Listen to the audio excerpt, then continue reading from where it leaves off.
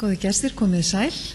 Ég býð ykkur hjartanlega velkomið á erindi í fyrirlestrarröðinni Fyrirtæki verður til, þar sem að forsvarsmenn leiðandi þekkingafyrirtækja koma og kynna fyrirtæki sín, viðhorf og framtíðarsýn.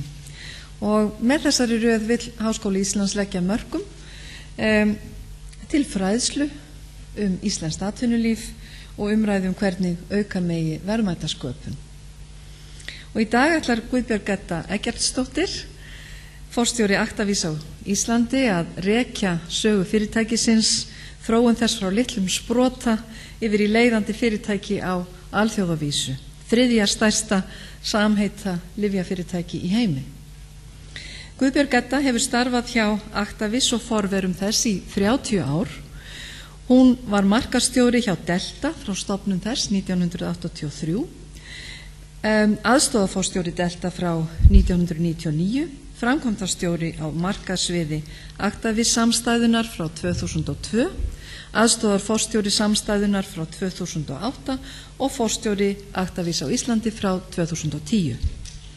Guðbjörg Edda hefur að auki gegnt embætti forseta samtaka evrópskra samheita lyfjafyrirtækja, European Generic Medicines Association. Guðbjörg Edda lyfjafræðingur að mennt. Hún tók fyrirhlutapróf í lyfjafræði við Háskóla Íslands og lauk lyfjafræðiprófi frá danska lyfjafræði háskólanum. Og á þeim tíma þá var ekki hægt að ljúka fullgildu 5 ára lyfjafræðingsprófi frá Háskóla Íslands eins og nú hægt. Og mér langar að þakka Guðbjörgu og forsvarsmönnum Actavis fyrir að vera með okkur í dag og býð þig velkomna, Guðbjörg. Vondu.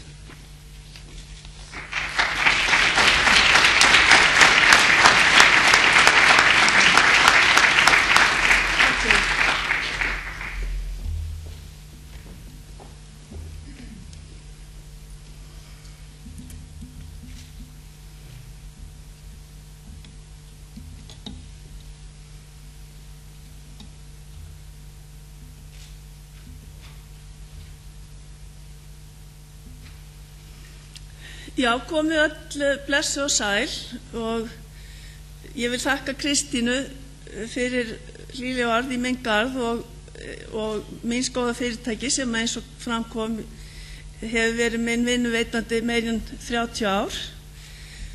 Nú það gaman að líka sjá hvað eru margir hérna í salnum og mörg kunnug andlit, þar á meðal margir fyrrverandi samstarfsmenn úr þessu góða fyrirtæki og margir úr stjættinni, en ég vona nú að ég nái samt að fara með rétt mál í flestum atriðum þótt að sagan hefjist svona áður en ég kemst til vits og ára, ef svo má segja. Nú en Pharmaco, innkaupasamband apótekara, var stofnað í Naustinu 2. febrúar 1956 og stofnendur voru 6 apótekarar auk verðandi framkvæmdastjóra félagsins og þið sjáið þarna ljósrit úr fyrstu fundargerðinni, fundargerð stofnfundar, þar sem allir stofnendur skrifa undir eigin hendi, og þetta voru sem sagt Jóhann Ellerup, Karl Lúðvíksson, Sverrir Magnússon, Baldvin Sveinbjörnsson, Birgir Einarsson og Fríða Proppe. Þau voru öll apótekarar, og síðan Ólafur J. Einarsson sem var fyrsti framkvæmdastjóri félagsins. Og það má kannski geta þess að alveg frá þessum tíma var hlutdeild í Pharmaco fyrir utan Ólafur J. Einarsson eingöngu bundin við lengst af apótekara, síðan fengu lyfjafræðingar að bætast í hópinn, og það var ekki fyrir 1993 sem að aðrir gátu orðið hluthafar í Pharmaco. Nú en tilgangur félagsins var að annast innkaup á lyfjum, hjúkrunarvörum og öðrum skyldum varningi fyrir félagsmenn og einnig framleiðsla á sömu vörutegundum. En þetta náttúrulega 1956, það var mikill lyfjaskortur í landinu og maður sér líka í þessum fyrstu fundargerðum, fyrstu kannski 10 árin, að það sem háði fyrirtækinu mikið var gjaldeyrisskortur. Það þurfti náttúrulega að sækja leyfi fyrir gjaldeyrið, þetta svona kannski fara að hljóma aftur svolítið kunnulega. Og einnig rekstrarfjárskortur eins og vaninn bara með lítil fyrirtæki sem eru rétt að komast í gang. Hérna má sjá hlutabréf númer 1 í Pharmaco, stílað á Jóhann Ellerup og undirritað af stjórnin allri, en stjórnin fyrstu 10 árin var Jóhann Ellerup, apótekari í Keflavík, sem var stjórnarformaður í 10 ár. Síðan Sverrir Magnússon í Hafnarfjarðarapóteki, hann tók við sem stjórnarformaður af Jóhann Ellerup og var stjórnarformaður í 15 ár, og síðan Karl Lúðvíksson í Austurbæjarapóteki. Og það má segja að þessi 3 manna stjórn hafi haft gífurlega mikil áhrif á þróun félagsins þessi fyrstu 10 ár. Það var ekkert fjölmiðlafár í kringum stofnun Pharmaco innkaupasambands apótekara, og Pharmaco sést ekki nefnt í dagblöðunum fyrir þessi skemmtilega auglýsing birtist 1960. En það fljótlega farið að huga að því að undirbúa framleiðslu, og það var farið að leita lyfjafræðingi, en það var mikill skortur á þeim á þessum tíma. En fyrsti lyfjafræðingurinn sem var ráðinn til félagsins var Ásgeir Ásgeirsson, sem kom til starfa 1961 og fékk titilinn tæknilegu framkvæmdastjóri, og hann hefur þá séð það að undirbúa þessa fyrstu framleiðslu, og í fundargerðum frá 61 sá ég að það var samþykkt að kaupa töfluvél, Jensen granulator og tæki til stungulyfjagerðar, og þessi tunnublandari sem þið sjáu hérna lengst til vinstri, Diaf gerð, þetta danskur tunnublandari, og þetta eitt af elstu tækjum sem við eigum enn í Actavis, og frá 1950 eitthvað, þannig að þetta eitt af fyrstu tækjunum sem keypt klárlega. Þó töfluvélin þarna í miðjunni sé kannski fornfálega, þá þetta samt mun glæsilegri gripur heldur en fyrstu töfluvélarnar. Hérna á þessari mynd má sjá Guðmund Steinsson lyfjafræðing.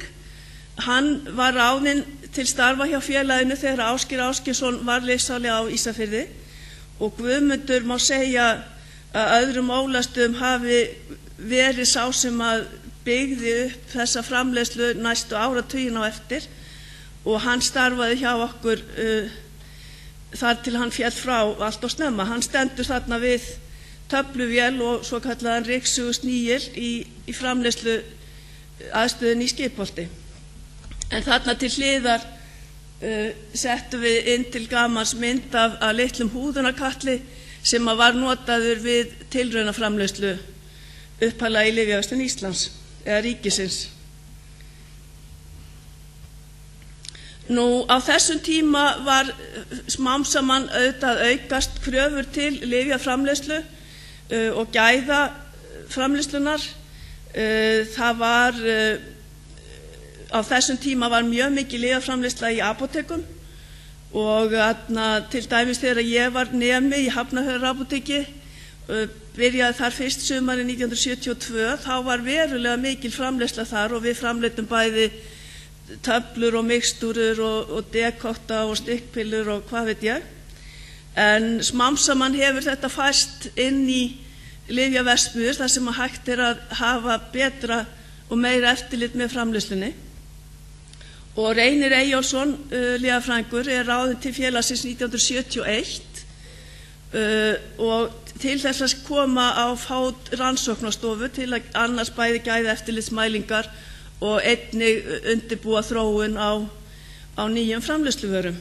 En Reynir hafði getið sér gott orð fyrir lyfjafræði rannsóknir, og þess má geta að Reynir starfaði hjá okkur mest allan sinn starfsaldur og hætti störfum þegar hann var kominn á áttræðisaldur fyrir 2-3 árum síðan. Starfsemin hófst í Stórholti 1, og þar voru bæði skrifstofur og framleiðsla, en 1969 festi félagið kaup á þessari fasteign í Skipholti 27, og þar var síðan framleiðslan og skrifstofurnar í þó nokkur ár á eftir. Og ég setti þarna til gamans inn mynd af starfsfólki úr framleiðslu frá 1978, og það má kannski geta þess að pilturinn sem stendur þarna í öftustu röð lengst til vinstri Sveinn Sigurjónsson, lyfjafræðingur, og hann starfar enn hjá félaginu og sá starfsmaður sem hefur lengstan starfsaldur í dag. Því miður þá var fólk ekki mikið með myndavélina á lofti á þessum árum, þannig að það fundust ekki alveg þær myndir sem maður kannski hefði vilja sýna. En til þess að sýna einhverja myndir þá það helst við svona alls konar mannfagnuð sem verið var að taka myndir. Og hér má til dæmis sjá í kaffistofunni í Skipholtinu, þá allir starfsmenn félagsins og stjórn að fá sér saman kaffi fyrir jólin 1978. Nú síðan færum við út kvíurnar og kaupum húsið fyrir neðan Skipholtið, sem sagt í Brautarholtinu, og þar voru skrifstofurnar þegar ég kom til starfa haustið 1980.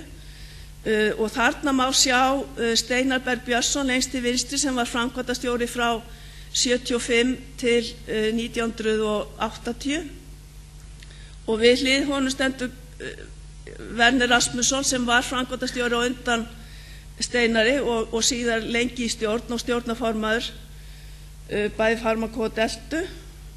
Nú síðan þarna Sverrir Magnússon sem var stjórnarformaður en á þessum tíma held ég, og Guðmundur Steinsson.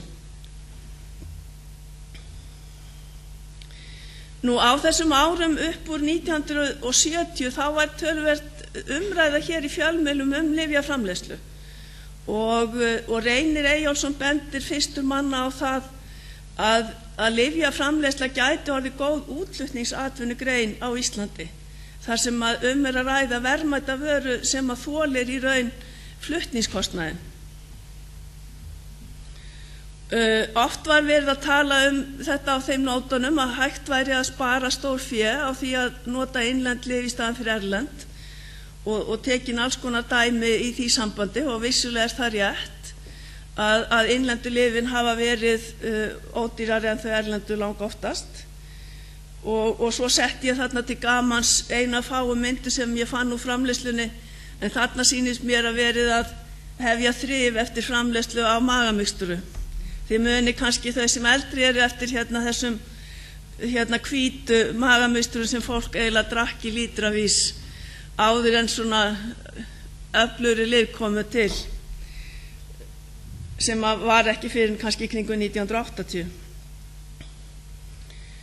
Nú á þessum tíma þá var mikið verið að tala hvort ekki væri hægt að efla innlendan lyfjaiðnað, þróa alvöru samheitalyf, en í raun var lagaumhverfið og reglugerðarumhverfið þannig að öll lyf sem voru framleidd á Íslandi voru verðlög samkvæmt svokölluðum taxta 1, sem að þýddi í raun að það var ekki hægt að fara út í kostnaðarsama þróun á samheitalyfji, vegna þess að það var aldrei hægt að fá þann kostnað tilbaka í verðlagningu á lyfinu. Og það var því með þessari reglugerð sem kom út í júlí 1979 sem að í raun grunnurinn lagður að þróun samheitalyfjaiðnaðar á Íslandi. Því þarna var gert kleift að þróa alvöru innlend sérlyf, og það voru gerðar auðvitað miklar gæðakröfur, kröfur frásogspróf og annað sem þurfti að gera á þessum lyfjum áður en þau fengjust skráð og sett á markað. Og það var í raun, þetta var svona má segja grunnpunkturinn að því að alvöru lyfjaiðnaður gæti farið af stað hér á landi.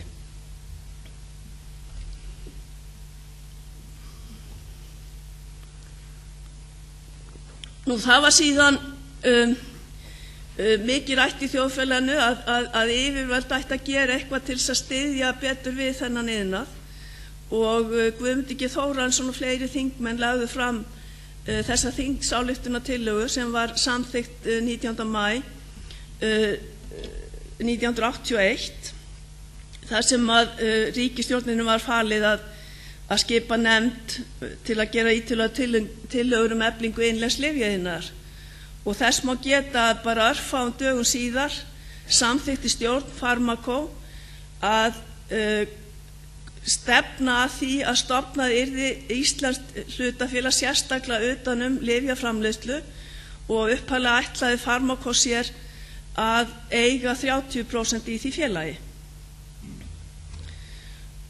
Þetta gekk eftir og Delta, hlutafélagið Delta var stofnað 2. desember 1981 og það var öllum íslenskum lyfjafræðingum boðið að verða hluthafar í Delta og mjög margir þáðu það boð.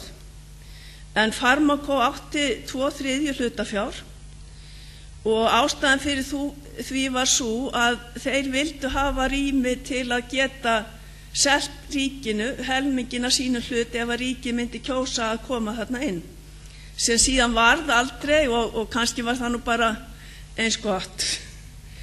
En starfsmenn hófst í Hafnarfirði, þar sem við erum enn til húsa, í janúar 1983 og starfsmenn voru 20 talsins sem var cirka helmingurinn af starfsmönnum Pharmaco á þeim tíma og upphaflega var fyrst og fremst verið að framleiða lyf fyrir innanlandsmarkað en fljótlega var farið að huga að útflutningi og fyrsta framleiðsla til útflutnings var 1989 þegar við fórum að framleiða atenolol, hjartalyfið atenolol í stórum stíl og selja til Bretlands.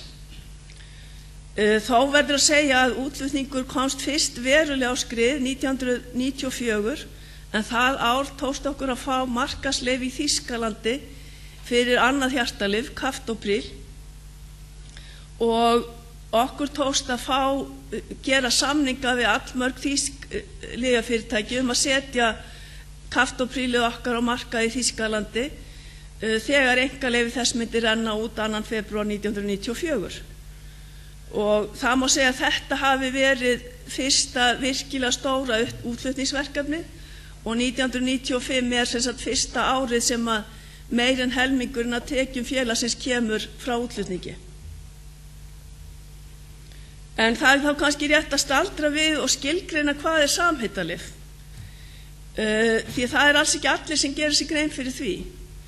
En samheitalyf sama lyf og frumlyfið hvað varðar skammtastærðir, öryggi, styrkleika, gæði, verkun, því hvernig það tekið og hvernig það ætti að notast.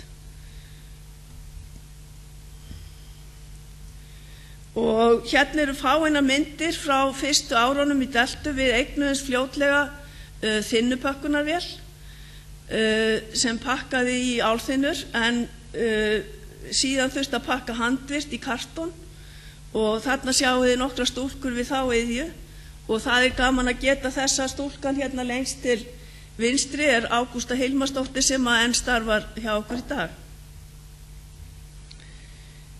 Því ekki að leyna að eftir því sem að hagur Deltunnar vænkaðist þá fór þetta barn að valda foreldri sínu Pharmaco meiri vandræðum. Við vorum auðvitað í samkeppni við stóru erlendu lyfjafyrirtækin sem Pharmaco var með umbað fyrir og var að selja þau frumlyf á Íslandi og þessi stóru fyrirtæki voru ekkert ánægð með að dótturfyrirtæki Pharmaco væri í samkeppni við þau. Þannig að það endaði með því að Pharmaco og Delta skildu skiptum og Pharmaco seldi sinn hluta í Deltu í árslok 1992. Þannig að frá 1. janúar 1993 voru fyrirtækin rekin algjörlega aðskilin tæplega 10 ára skeið.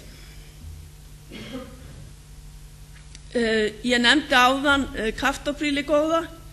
Það voru fleiri stór útflutningsverkefni í sjónmáli og ljóst að verksmiðjan í Hafnarfirði myndi ekki geta annað eftirspurn þannig að við þurftum að fara í stækkun á þeirri verksmiðju og hérna má sjá mynd sem að tekin við fyrstu skóflustunguna að nýju verksmiðjunni og það Guðrún Jóhannesdóttir sem var á þeim tíma elsti starfsmaður félagsins sem að tók skóflustunguna en þið sjáið þarna og sumir kannski kannast við baksibin á Otto Bjólasinni sem var fyrsti framkvæmdastjóri Deltu. Hann heldur á skóflunni og fyrir framan hann stendur svo Sigurður G. Jónsson sem var stjórnarformaður á þessum tíma. Verksmiðjan reis og var mjög fullkomin og fín á allan hátt og hún var síðan formlega við í nóvember 1998 og þarna má sjá Árna Benediktsson sem var lengi framleiðslustjóri hjá Deltu og bar í raun veg og vanda af undirbúningi að stækkun verksmiðjunnar. Hann þarna að sýna forseta Íslands öll herligheitin og þarna til hliðar sjáiði allt starfsfólk saman komið að fagna þessum tímamótum í fyrirtækinu. Með þessu fengum við mjög mikinn aukinn tækjabúnað, fleiri töfluvélar, gátum búið til stærri lotur, við fengum fullkomna þynnipökkunarvélar sem pökkuðu sjálfar í kartón til dæmis og þetta var talin á þessum tíma ein fullkomnasta lyfjaverksmiðja í heimi. Og ekki skadar að við notum eingöngu endurnýjanlega orku en þann dag í dag. Ég veit að Íslendingum finnst það ekkert merkilegt en útlendingum finnst það alveg stórmerkilegt. En það kannski komið þá tími til að heyra hvernig lyfjaframleiðsla fer fram. Þetta eru höfuðstöðvar Actavis á Íslandi. Hér á eftir sjáum við hvernig framleiðslan fer fram frá því að hráefni berst í hús þar til fullbúin vara fer á markað.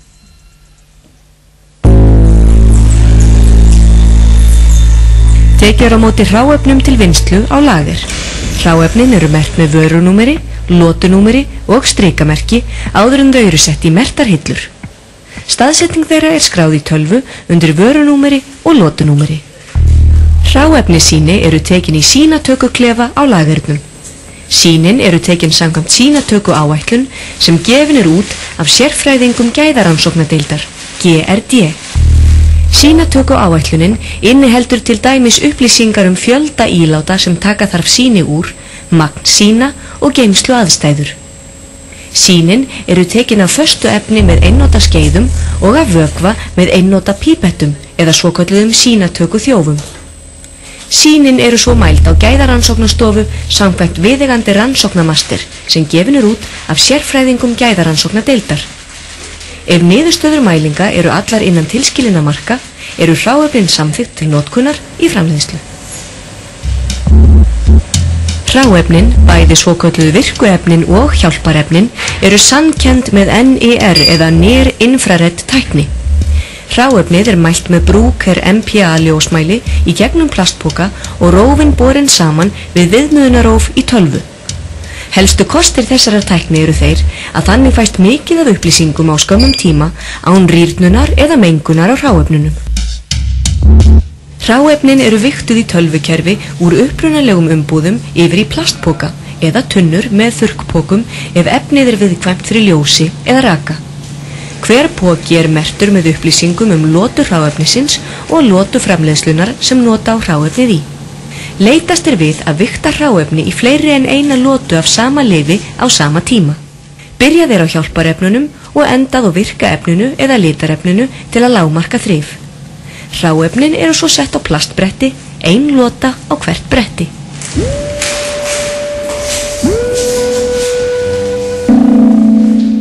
Eftir vigtun hráefnunum blandað saman.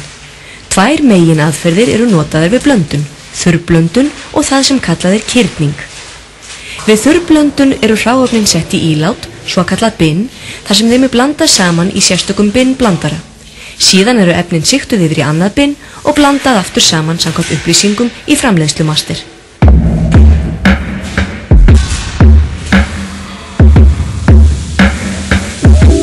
Blöndunatími hefur verið ákveðinn og staðfestur í gildingu á framleiðslunni. Kyrning mun flóknari aðferð en þurrblöndun, bæði með tilliti til ferlis og tækja. Megin ástæðan fyrir kyrningu sú að breyta þarf eiginleikum duftblöndunar þannig að hún renni betur við töfluslátt og gefi töflur að jafnri þyngd. Við kyrningu eru hráefnin sett í blöndunarskál og blandað í stuttan tíma. Vökva síðan úðað á duftblönduna og hrært í á meðan til að búa til kyrni. Að þessu loknu kyrnið svo flutt yfir í svokallaðan fluid bed þurrkara, þar sem heitu lofti blásað á kyrnið til að þurrka bleytingarvökvann úr. Þegar kyrnið hefur náð réttum raka þurrkunin stöðvuð, kyrnið sigtað, flutt yfir í binn og að lokum blanda saman við smurefni. Actavis með misstór tæki til kyrningar. Annars vegar hægt að kyrna 100 kilólotur og hins vegar 220 kilólotur. Í sumum tilfellum, ef skráningargögn og gildingar leyfa, eru alltaf 3 kyrni saminuð í eina lotu fyrir töfluslátt. Þegar blöndun lokið, binnið flutt að losunarstöð sem staðsettir í herbergi fyrir ofan töflusláttavélina. Þaðan rennur kyrnið niður í töflusláttavélina. Við töfluslátt kyrnið pressað í töflur. Töflusláttarvélarnar eru að jafnaði með 36 stimpla og framleiðir hver vél 100 til 180.000 töflur á klukkustund. Svokallaður ryksugursnígill og málmleitartæki eru tengd við hverja töflusláttarvél. Actavis á Íslandi framleiðir aðalega töflur en líka hylki í sérstakri hylkjavél. Starfsmenn í töfluslætti framkvæma prófanir á töflunum meðan á slætti stendur. Þeir taka auk þess sýni sem mældur af gæðarannsóknadeild. Í upphafi hverjar lotu mældur massajöfnuður, harka, sundrun og slitþol. Öll þessi próf eru svo endurtekin með ákveðnu millibili meðan á töfluslætti stendur, auk þess sem tekin meðalmassi og útlitsskoðun. Ef húðanatöflurnar þær settar í húðunarketil, þar snúast töflurnar á meðan vökva úða yfir þær. Heitt loft veldur því að vökvan gufar upp og húðunarefni myndar húð.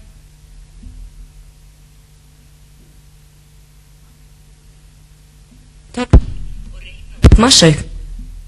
Ástæðurnar fyrir því að húðun notuð eru til dæmis þær að vernda töflurnar fyrir ljósi, bragðbæta eða bæta útlit þeirra.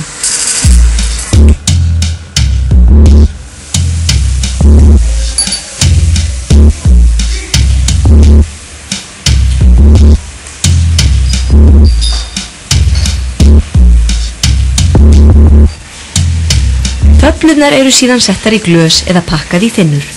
Þynnurnar hafa 2 hliðar. Önnur hliðin alltaf þunnt ál merkt með nafni og styrk lyfsins ásamt nafni viðskiptavinar. Hin hliðin annaðhvort ál eða plast.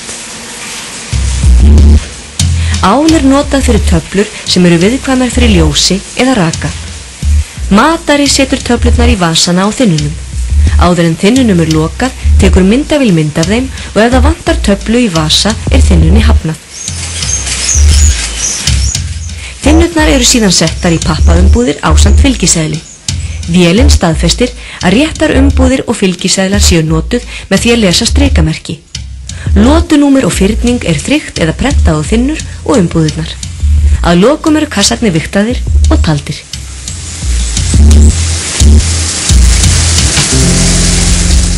Ábyrgðarhafi í gæðatryggingadeild fer yfir framleiðsluskrár, rannsóknaskrár og pökkunaskrár.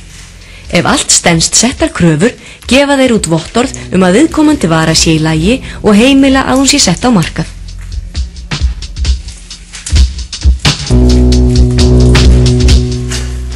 Þegar ábyrgðarhafar hafa heimila sölu á vörunni, fer hún inn á fullbúna lagerinn þangað til hún send úr húsi.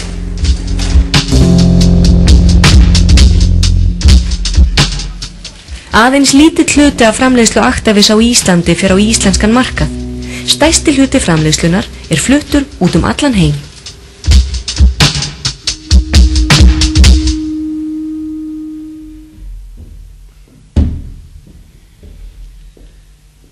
Já, svo mörg voru þau orð.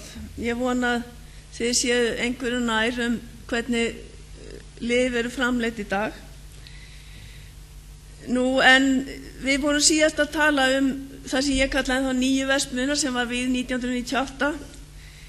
Það var mjög dýr framkvæmd og Delta átti í ákveðnum fjárhagserfiðleikum með þessa framkvæmd. Þannig að ákveðið var að fara í hlutafjáraukningu og að skrá félagið á Verðbréfaþing Íslands og gekk það eftir 1999.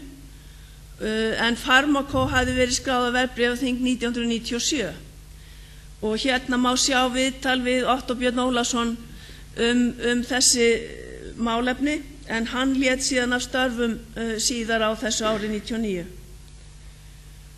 sem framkvæmdastjóri, hann starfar enn með okkur samt sem ráðgjafi enn þann dag í dag.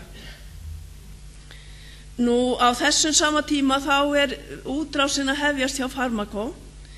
1999 kaupir Pharmaco í félagi við Deutsche Bank og Amber International sem var í eigu Björgóls Feðga og fleiri, stóran hlut í búlgarsku lyfjafyrirtæki Balkan Pharma, en Balkan Pharma var í raun niðurstaða einkavæðingar á 3 ríkisreknum lyfjafyrirtækjum í Búlgaríu og var sameinað orðið stærsta lyfjafyrirtæki þar í landi. Og hérna má sjá viðtal við Sindra Sindrason sem var framkvæmdastjóri Pharmaco frá 1981 til 2003 og hann þarna að tala þá geysilegu möguleika sem að hann sjái í þessum viðskiptum, en Pharmaco eignaðist Balkan Pharma alfarið ári síðar. Nú Delta fór líka að hugsa til útrásar og það var fyrir valinu að festa kaup á lyfjaverksmiðju á Möltu, Pharmamed. Þannig var að við vildum leita að verksmiðju þar sem að framleiðslukostnaður væri lægri en á Íslandi til að gera okkur samkeppnishæfari, en það var náttúrulega skilyrði að einkaleyfastaða væri heppileg, því að hún grunnurinn að því að hægt sé að vinna með mörg af þessum efnum. Og á Möltu staðan svipuð og hér á landi. Það hefði verið mögulegt að sækja einkaleyfi áratugum saman, en hreinlega stóru lyfjafyrirtækin hefðu ekki hirt að gera það, hvorki á Íslandi né á Möltu. Nú á Möltu þar að ekki góður aðgangur að velmenntuðu starfsfólki og allir mæltir á enska tungu. Nú það má geta þess að yfirvöld á Möltu höfðu á þessu tíma í nokkur ár verið að leynt og ljóst að reyna að laða lyfjaiðnað að landinu.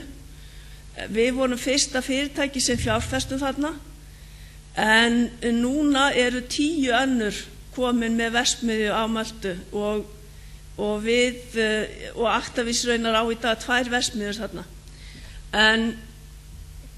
En við völdum síðan þennan skemmtilega dag, hitt og heldur 11. september 2001, til að fara með stóran hóp fjárfesta til Möltu, og það var nú svona, fór nú ýmsa þegar var millilent í London og ljóst hvað var búið að vera að gerast vestanhafs, en við héldum nú ótrauð áfram og allir komust heilu höldnu á leiðarenda.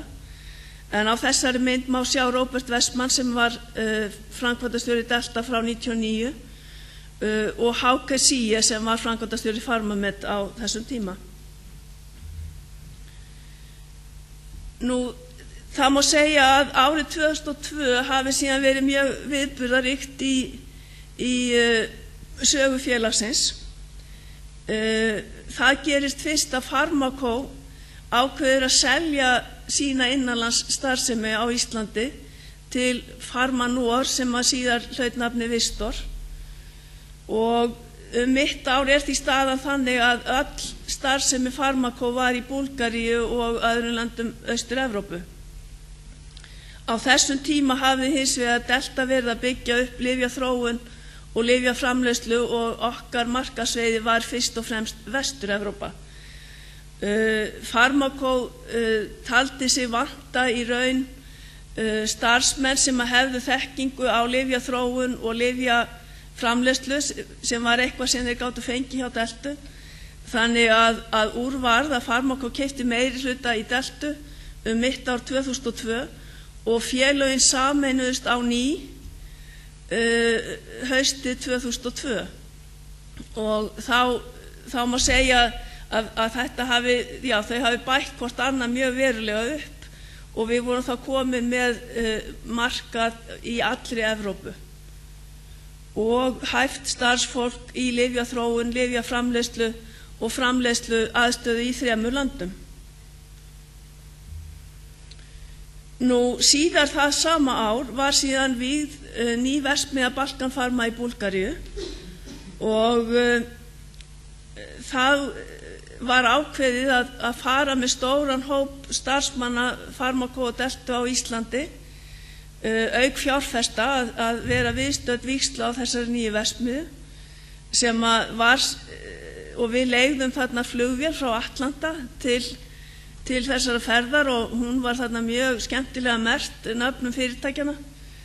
En síðan voru það forsetar Búlgaríu og Íslands sem að formlega vígðu verksmiðjuna eftir búlgarskum sið og það má sjá þarna ásamt Björgóli Tól Björgólfssyni sem var stjórnarformaður á þessum tíma. Nú þegar þarna var komið sögu þá var Farmakó farið að reka fyrirtæki í fjölmörgum löndum undir meira og minna undir upphælugu nafni. Það var Delta, Farmakó, Omega, Toro, UNP og svo framvegis, svo ekki sé minnst á Balkan Pharma og Pharmamed. Og það var því árið 2003 sem var tekin ákvörðun að velja nýtt nafn á félagið, nafn sem væri hægt að skrá allan heim og undirbúa það vel og úr varð að við völdum nafnið Actavis og það var síðan tekið í notkun í maí 2004. Og hérna má sjá eina af þeim myndum sem við notum til að kynna þetta nýja nafn víða heim og já, ef þið skoðið vel þá í glæra hluta hylkisins má sjá nöfnin sem við vorum í raun að hætta að nota. En Actavis nafni þýðir framtakssemi og styrkur. Það var farið í heilmikla herferð til að kynna þetta nýja nafn víða heim og við fengum Hvíta húsið hér í Reykjavík í lið með okkur að hanna þessar auglýsingar með okkur og þær eru sérstakar fyrir þær sakir að við erum eingöngu að nota töflur til þess að útbúa það sem sést á myndunum, hvort sem það eru fuglar, hnötturinn eða annað. Og Hvíta húsið vann líka með okkur í að útbúa auglýsingar fyrir lyfin okkar og við vorum að nota samskonar auglýsingar fyrir lyfin hvar sem við vorum að starfa í heiminum. Nú, þá erum við komin aftur að útflutningi og ekki hægt að skilja svo við sögu Actavis að tala ekki Ramiprílið okkar góða. Ramipríl er enn eitt hjartalyfið og svolítið flókið í framleiðslu og stöðugt sem lyf og við raunar sóttum og fengum nokkur einkaleyfi til þess að stabilisera það í lyfjaformúleringum og best ég komið því frá mig strax að við höfum sótt einhver 260-70 patent og erum með 67 patent fjölskyldur virkar í dag. Þannig að það ekki bara ljósritunavél sem notuð í lyfjaþróun í samheitalyfjaiðnaðinum. En sem sagt Ramipríl lyf sem við fengum með miklu harðfylgi skráð í Þýskalandi og víðar örfáum dögum áður en einkaleyfið rann út 10. janúar 2004 og við vorum búin að ná samningum við öll stærstu samheitalyfjafyrirtæki í Evrópu að setja þetta á markað.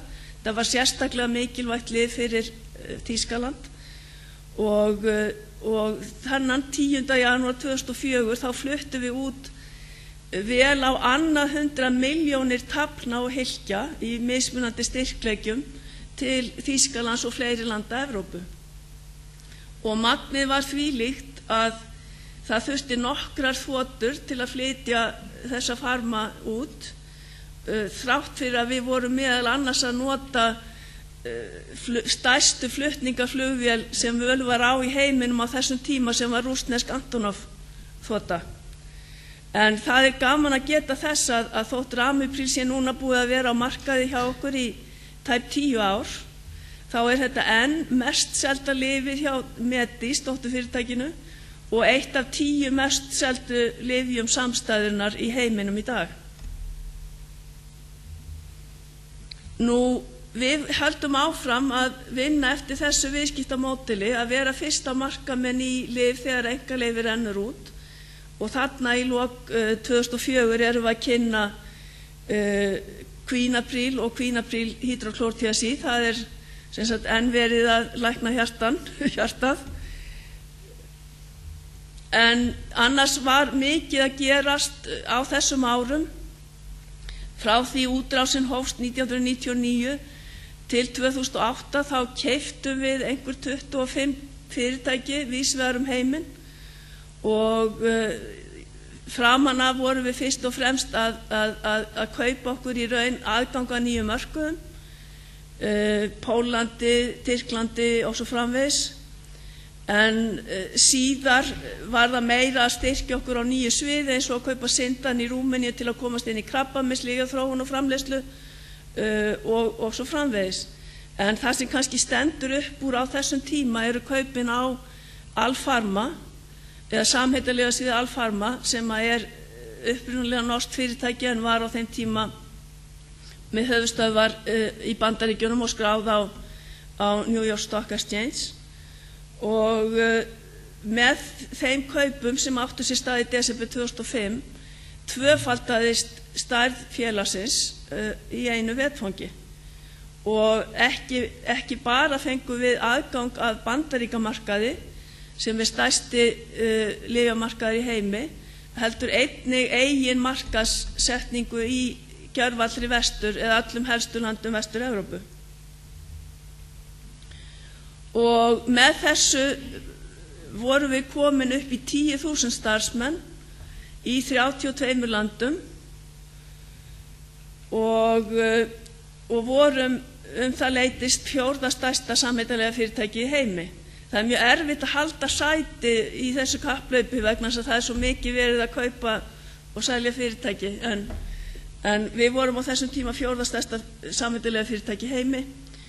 Og auk þess að kaupa Alpharma vorum við líka að auka okkar umsvif á Indlandi. Við höfum fest kaup 2005 á Lotus Laboratories sem sérhæfir sig í klínískum rannsóknum á lyfjum, og einnig höfum við keypt 2 lyfjaverksmiðjur, bæði fyrir töfluverksmiðju og fyrir virkefni á Indlandi 2007.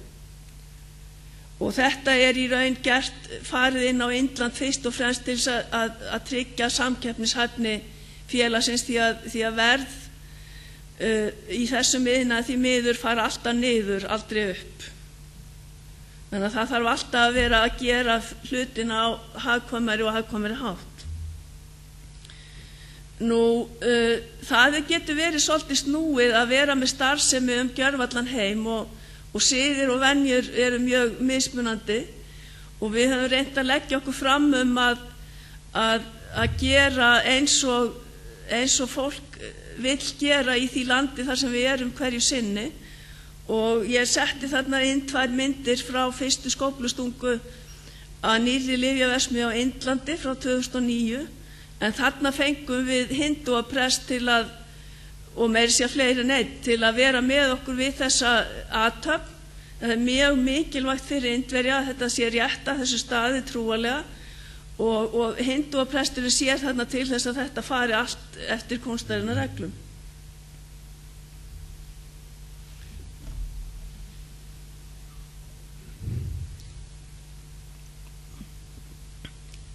Þótt fjölmiðlar hafi ekki fjölyrst stofnun Pharmaco, innkaupasambands apótekara, í upphafi, þá hafði það breyst á þessum tíma, og við erum þakklátt fyrir margs konar upphefð sem við höfum notið hér á Íslandi.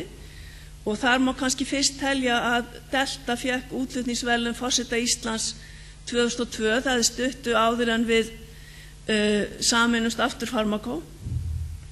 Við vorum kosin þekkingafyrirtæki ársins 1-3 sinnum.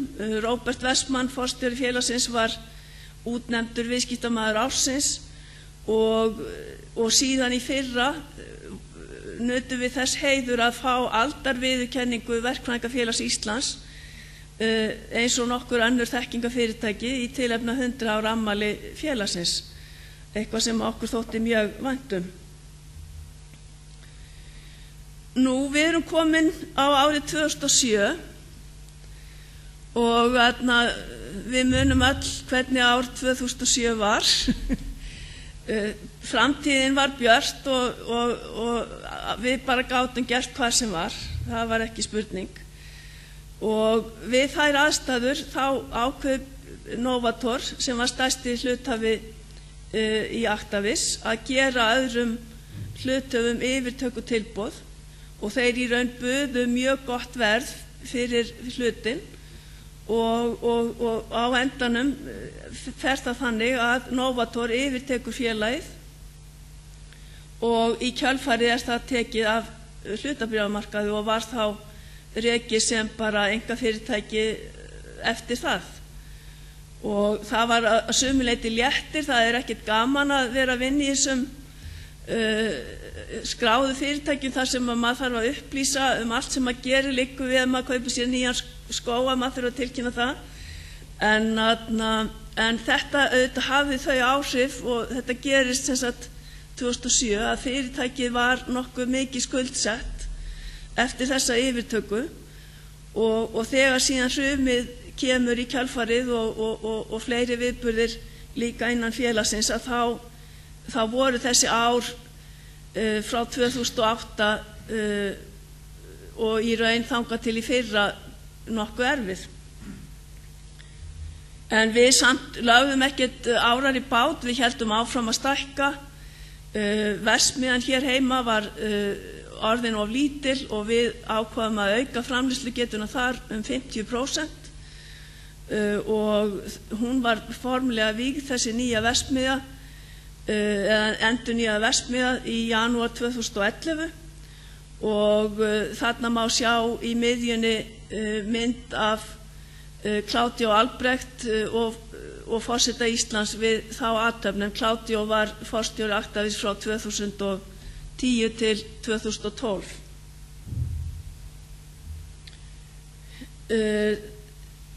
Á þessum tíma var stjórnendateymi Actavis mjög fjölþjóðlegt og var búið að vera alveg frá 2005 þegar við keyptum Alfarma. Þetta voru ekki bara Íslendingar lengur að stjórna þessu, við vorum með fjölmarga útlendinga í æðstu stöðum og einhverja hluta vegna þá voru það mjög fáir sem að fengust til að flytja til Íslands og setja sig niður hér.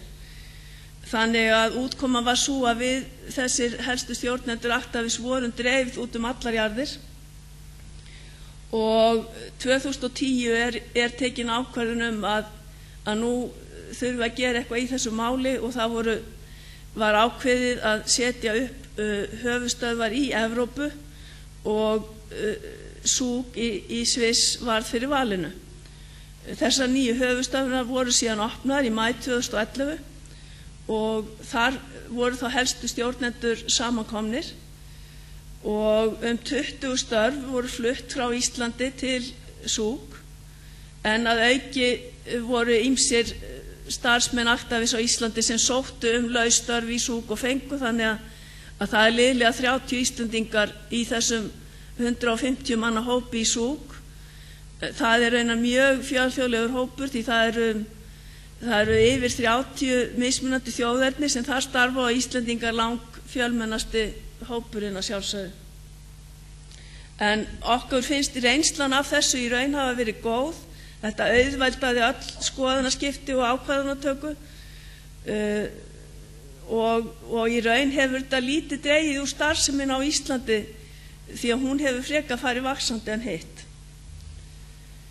Og mér langar þá að segja ykkur í nokkrum orðum frá hvað við erum að gera á Íslandi í dag. Það má segja að hér á Íslandi séum við með alla þá starfsemi sem þarf til að reka eitt samheitalega fyrirtæki. Við erum með leiðandi rannsóknar- og þróunarsetur sem að þróa ný samheitalyf, nýjar samsetningar, sækja einkaleyfi ef þeir sjá sér færi á því. Nú, rannsóknarsviðið hefur fullkomna þróunarverksmiðju til umráða sem skiptir mjög miklu máli því að mikið að gera í verksmiðjunni þá erfitt að taka frá tíma til þess að framleiða þróunarlotur. Nú síðan það 90 manns sem að starfa við þróun á þróunarsviði Actavis á Íslandi. Síðan við með mjög öflugan hóp starfsmanna sem að sér að sækja markaðsleyfi fyrir okkar lyf allan heim. Og það í dag 100 starfsmenn sem að starfa á þessu skráningarsviði. Og þau að sækja skráningar allstaðar í heiminum nema í Bandaríkjunum. Nú síðan við auðvitað með verksmiðju fullkomnustu gerð og verksmiðjan hér hefur sérhæft sig í því að hefja framleiðslu á nýjum lyfjum og koma þeim á markað daginn sem einkaleyfi rennur út. Það þýðir auðvitað líka að við þurfum alltaf að vera að færa framleiðslu á eldri lyfjum eitthvað annað, þannig að það eru mikla sveiflur í þessari framleiðslu en það hefur verið meira nóg að gera og verksmiðjan rekin á vöktum allan sólarhringinn flesta daga vikunar.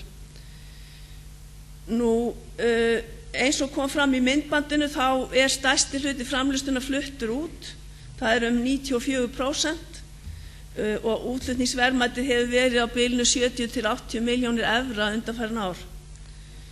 Nú síðan við með höfuðstöðvar Medís á Íslandi. Ég glemdi víst að nefna það áðan að Medís var dótturfyrirtæki Delta upphaflega og nú Actavis og það fyrirtæki sem hefur sérhæft sig í því að selja lyfjahugvit og lyf til annarra lyfjafyrirtækja. Þetta eitt af sölusviðum Actavis enn þann dag í dag og hjá Medís á Íslandi starfa rúmlega 60 manns. Og síðan þeir með líka starfsmenn víð heim. Þannig að all sala á lyfjahugviti frá Actavis, hún fer í raun fram frá Íslandi. Nú síðan við náttúrulega með sterka stöðu hér á heimamarkaði.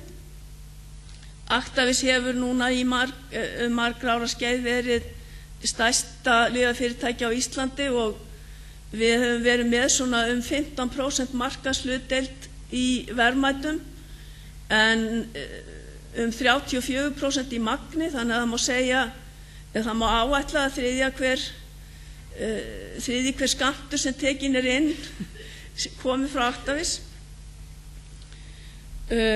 Nú og loks við með ýmsar stoðdeildir sem að vinna fyrir alla samstæðuna, þar á meðal til dæmis accounting and consolidation, það að segja þeir sem að samþætta sölutölur og rekstratölur úr öllum heiminum og búa til okkar reikninga og það hlutverk helst á Íslandi líka eftir nýjustu tíðindi.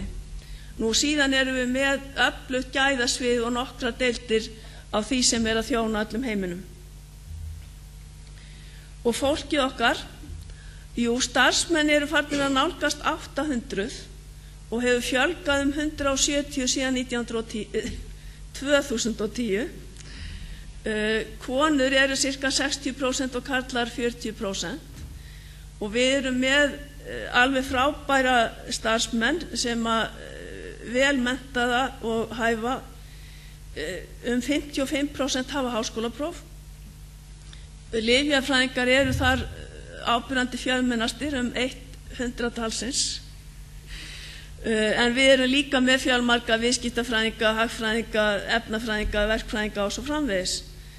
Við höfum lagt mikla áherslu á það undanfarin ár að auka samheldni meðal starfsfólks á Íslandi sama hjá hvaða einingu það að vinna og við leggjum mikla áherslu á heilsueflingu, íþróttaiðkun og svo framvegis og bara viljum að það sé gaman að vinna hjá Actavis.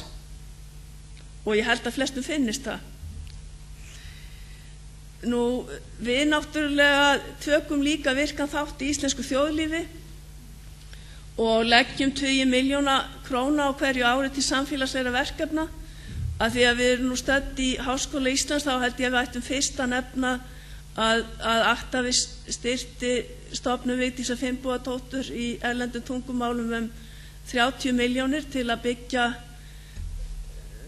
húsið hérna bak við okkur sem fer vonandi af stað fljótlega.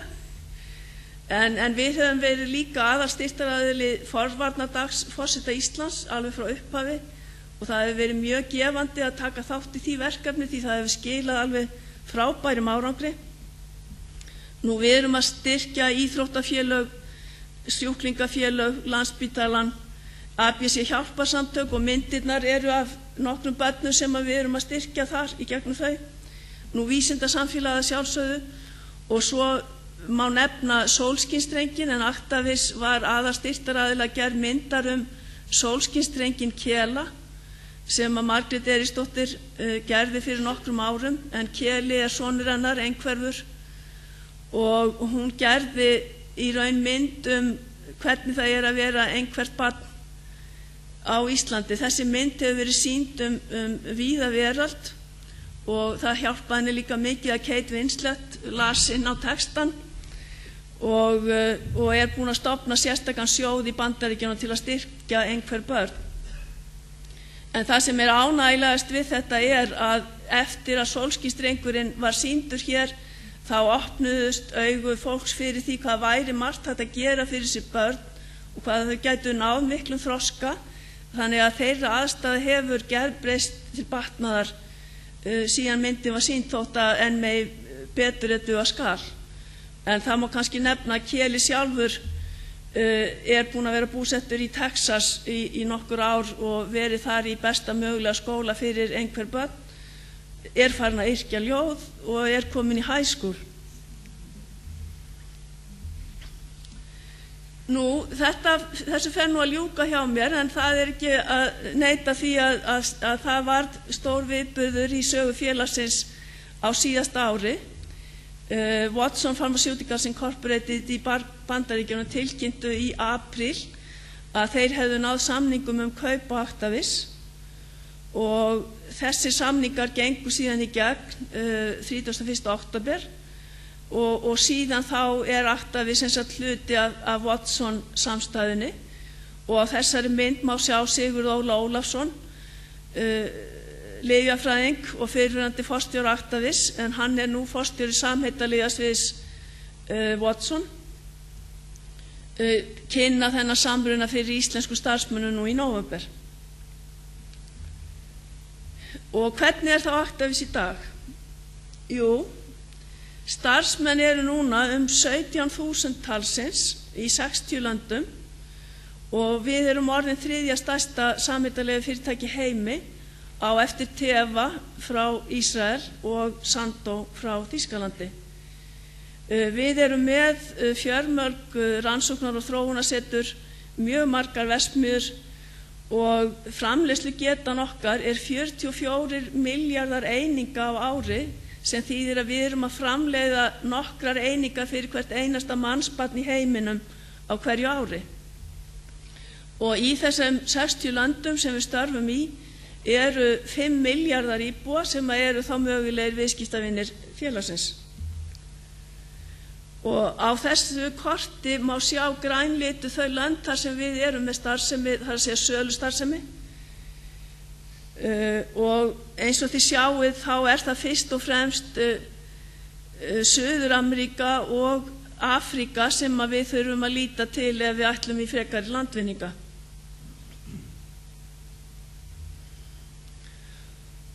Nú verksmiðjur erum við með mjög víða í heiminum og margar, það eru yfir 30 talsins og hver og ein verksmiðja hefur sínu sérstaka hlutverk að gegna. Verksmiðjurnar í Bandaríkjunum eru fyrst og fremst að þjóna Bandaríkjamarkaði meðan verksmiðjurnar í Evrópu eru flestar að þjóna öllum heiminum. Verksmiðjurnar í Indlandi eru fyrst og fremst að þjóna Bandaríkjunum því við erum ekki sjálf með sölu á Indlandi en aðrar verksmiðjur í Asíu eru fyrst og fremst að þjóna Asíumörkuðum og við erum að framleiða alls konar lyfjaform. Auðvitað eru töflur mest áberandi, hylki að sjálfsögðu framleiðum við líka en við erum líka að framleiða nánast all önnur lyfjaform sem þekkjast nema innúðalyf. Þannig að við erum að framleiða til dæmis tyggigúmmí, plástra, stungulyf að sjálfsögðu, innrennslislyf, krem, smyrsl og svo framvegis.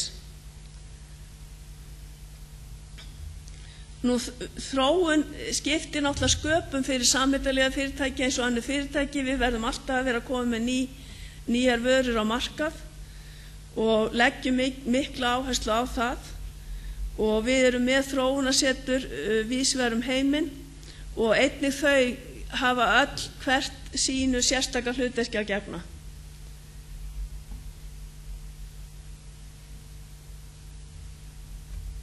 Nú, það er ekki hægt að skilja svo við þessa tölu að nefna ekki eitthvað hvað við erum að selja og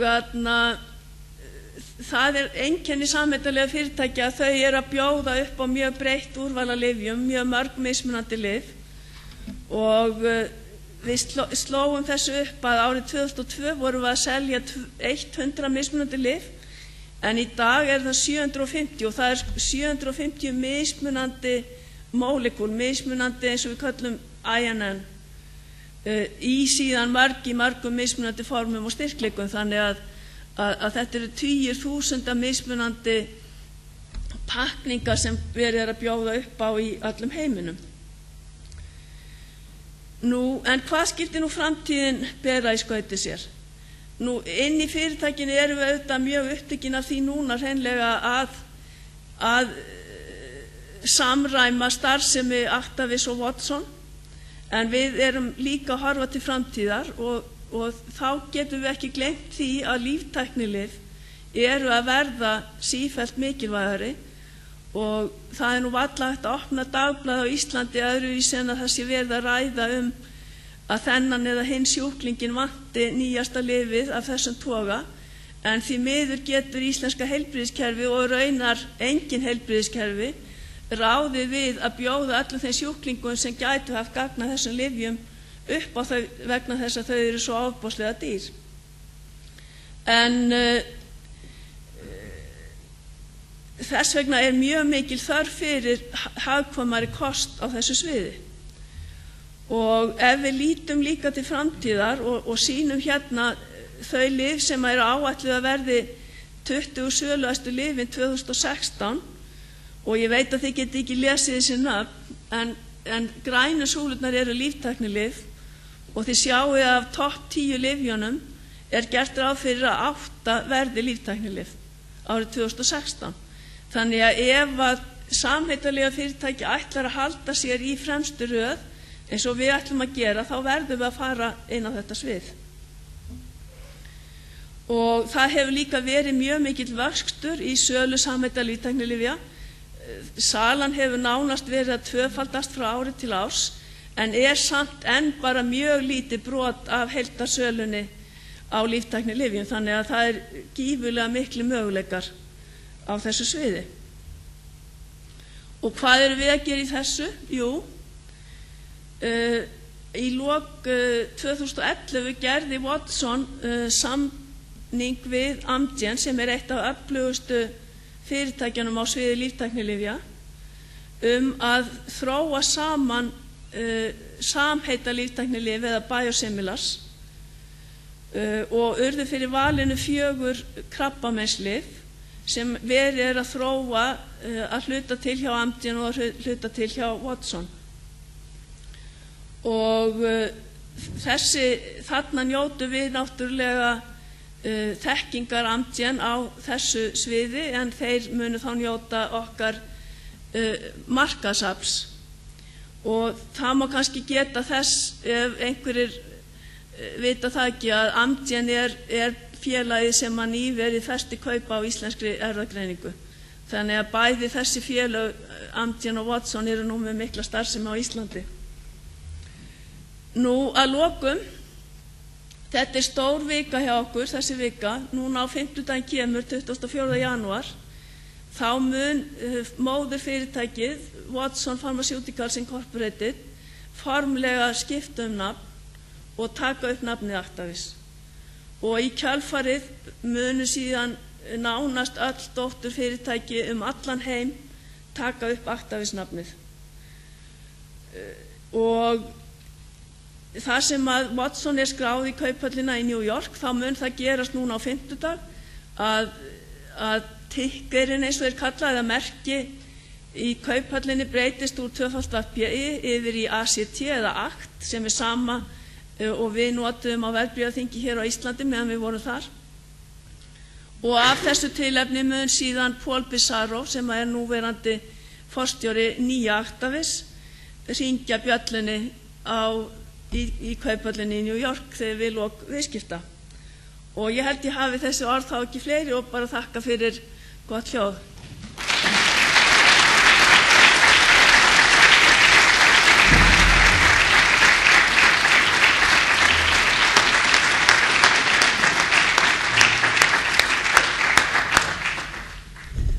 Þakka þér kærlega fyrir, Guðbjörg, gríðarlega áhugavert. Man man vel eftir þegar lyfin voru framleidd í apótekum og það ótrúlega gaman að sjá þessa sögu sagða svona í heild og að heyra svo af ykkar framtíðaráformum næstu árum. Við höfum tíma kannski fyrir nokkra spurningar ef þið hafið. Með hljóðnema hérna.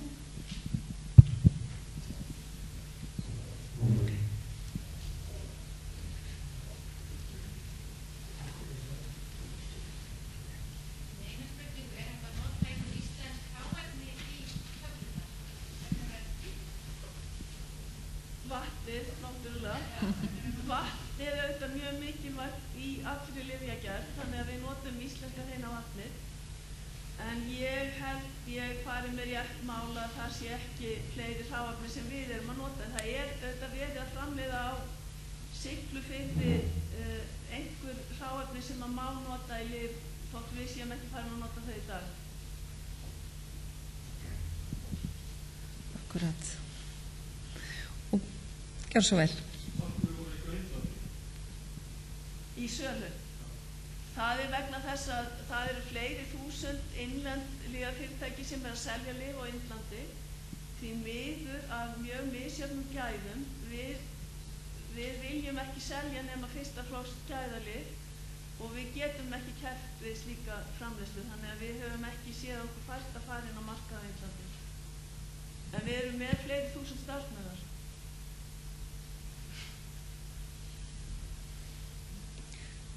Akkurat. Og getur þú sagt okkur nokkur orð um starfsemin á Íslandi á næstu árum eins og þú sér hana? Þetta veit enginn hvað framtíðin býr í skauti sér, en síðan þessi tíðindi urðu að við gerðum hluti af Watson, þá sé ég engin merki þess að það sé að draga úr starfseminni. Við höfum verið að efla nokkrar af þessum stuðningseiningum eins og á gæðasviði og fjármálasviði. Medís tók yfir samskonar starfsemi frá Watson sem var í Grikklandi, þannig að Medís að eflast og síðan erum við náttúrulega bara, það mjög mikill styrkleiki fyrir okkur að vera svona stór og öflug eining, þannig að ég sé engin teikn á loft það að það muni draga neitt úr starfseminni hér á næstu árum. Gott að heyra. Þakka þér kærlega fyrir, Guðbjörg, og þakka ykkur öllum kærlega fyrir komuna. Það eru rétta veitingar hérna frammi, ég voni að hafi tækifæri til að staldra aðeins við. Takk fyrir.